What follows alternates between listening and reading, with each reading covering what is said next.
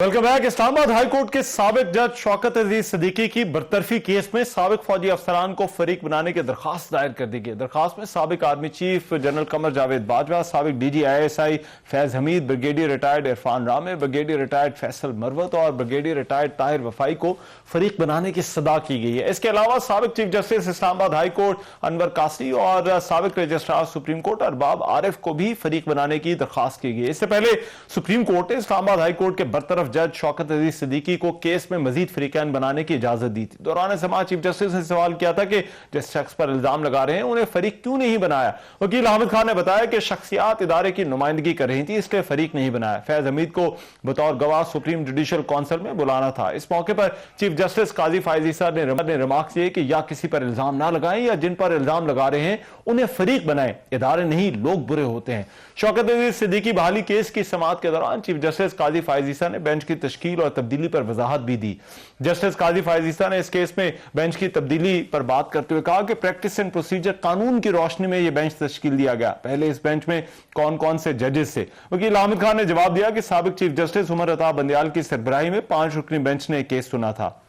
Bench में justice सरदार Tariq Masood, justice सजाजुल Ehsan, justice मजहर आलम मियां और justice Sajjad Ali Shah शामिल थे।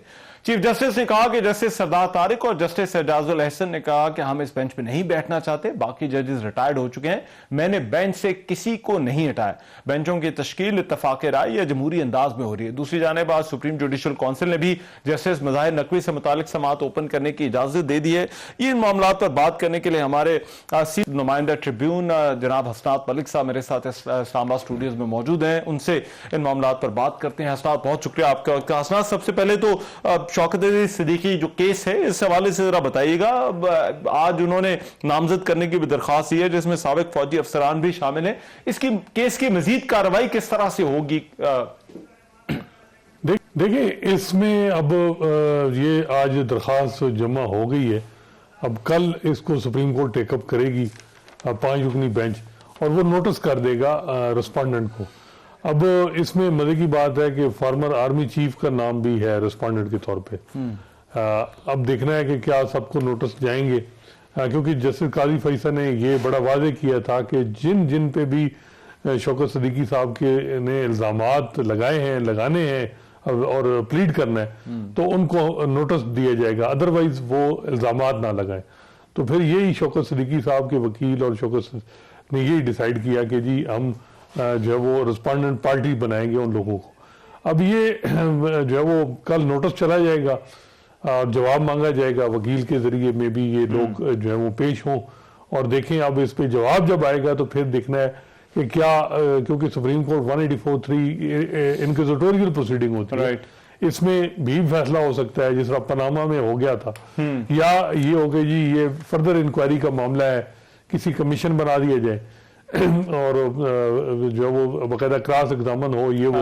तो अब देखना है कि क्या मामला जो है वो अब अगले जब हियरिंग जब अगले साल होगी शुरू जनवरी में, तो क्योंकि 2 हफ्ते अभी स्टार्ट छुट्टियां होगी, तो उसमें ये देखना है कि अब किस तरह जो है मामले को लेके जाया जाएगा। दूसरी तरफ सुप्रीम जुडिशल काउंसिल में जो जस्टिस मज़ाहिर नकवी की दरखास्त थी, अब ओपन समाअत का फैसला किया गया है। पहले जिस तरह से कार्रवाई होती है सुप्रीम जुडिशल काउंसिल की और समाअत ओपन करने का जो फैसला हुआ, इससे कार्रवाई पर क्या फर्क पड़ेगा? देखिए, कार्रवाई तो बड़ी उसमें शफाफियत ट्रांसपेरेंसी जो है वो आएगी, क्योंकि वर्जन जो है वो हर कोई अपना पर्सपेक्टिव जारी करता है। अब ये एक ओपन कोर्ट में सब कुछ चलेगा और ये जस्टिस मज़ाहिर ने खुद जो है वो दरख्वास्त दी कि ओपन होनी चाहिए कार्रवाई, तो ओपन कर दिया गया।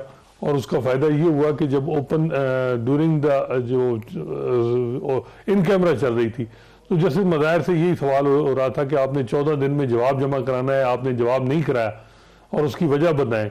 और ऐसा लग रहा था कि मे भी कहीं ऐसा कोई आर्डर ना पास हो जाए कि जी ये जवाब जमा नहीं कराया। लेकिन जब वो ओपन कोर्ट में किया गया और जब रिक्वेस्ट की गई जस्टिस मज़ाहिर के वकील की तरफ से, तो सुप्रीम जुडिशल काउंसिल ने इसमें मुनासिब यही समझा कि उनको टाइम दे दिया जाए कि 1 जनवरी तक जवाब दे दें। तो उनको अपॉर्चुनिटी मिल गई है। अब कल उनकी कॉन्स्टिट्यूशन पिटीशन भी सुप्रीम कोर्ट में फिक्स है, 3 जजेस इस मामले को टेकअप करेंगे। अच्छा। उसमें आप देखेंगे क्या उनको रिलीफ मिलता है। लेकिन इसमें मुझे बताइएगा, अभी जाहिर बात है माहौल जिस तरह का सुप्रीम कोर्ट के अंदर टेंस है, हमने खतूत आते हुए जो है वो देखे हैं, ओपन लेटर्स लिखे गए हैं। अब एक तरफ ये सुप्रीम जुडिशल काउंसिल की कार्रवाई है, दूसरी तरफ जो दूसरी दरखास्त है, जो बेंच जिसका आपने जिक्र किया, वो भी सुन रहा है। अब इस पर कार्रवाई क्या पहले जो है वो बेंच की कार्रवाई जो है वो मुकम्मल होगी और फिर सुप्रीम जुडिशल काउंसिल की कार्रवाई जो है वो चलेगी, या फिर सुप्रीम जुडिशल काउंसिल की कार्रवाई और ये दरखास्तें जो हैं जो बेंच के सामने हैं ये दोनों चलती रहेंगी? देखिए, स्टे नहीं हुआ। सुप्रीम कोर्ट ने जो है वो सुप्रीम जुडिशल काउंसिल ने ये नहीं कहा कि हम रोकेंगे काम जब तक सुप्रीम कोर्ट में मामला चल रहा है। सुप्रीम कोर्ट भी मेरा नहीं ख्याल कि सुप्रीम जुडिशल काउंसिल की प्रोसीडिंग को स्टे देगी। यही होगा कि 12 तारीख तक केस एडजर्न है, सुप्रीम कोर्ट में मामला कल टेकअप हो रहा है, मे बी 12 से पहले ही कोई फैसला हो जाए, लेकिन उसके बाद इंट्रा कोर्ट अपील भी फाइल होनी है जो नया कानून है उसके तहत, और वो फिर 14 दिन के अंदर फिक्स होनी है।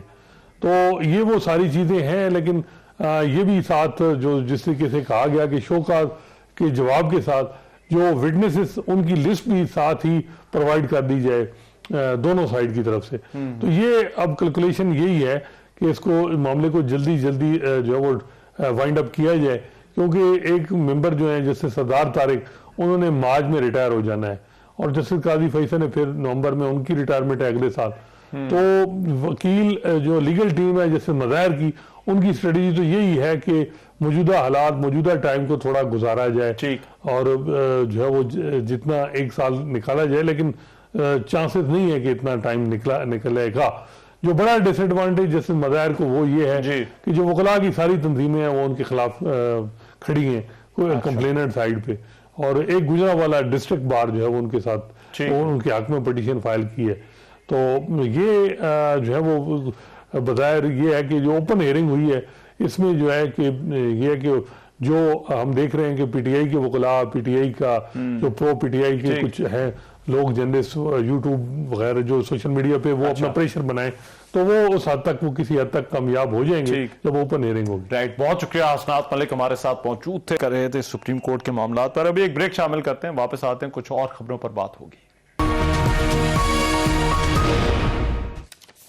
Welcome back after the break. क्या इलेक्शन कमीशन पाकिस्तान तहरीक इंसाफ के इंट्रा पार्टी इंतखाबात को कबूल करेगा? इलेक्शन कमीशन में पाकिस्तान तहरीक इंसाफ के इंट्रा पार्टी इंतखाबात के हवाले से दरखास्तों पर आज भी समाअत हुई। समाअत के बाद पीटीआई के वकील अली जफर ने कहा कि इलेक्शन कमीशन में आज 14 पिटिशंस ने दलाइल मुकम्मल किए। जितने अफराद ने दरखास्तें दी वो पीटीआई के मेंबर भी नहीं है।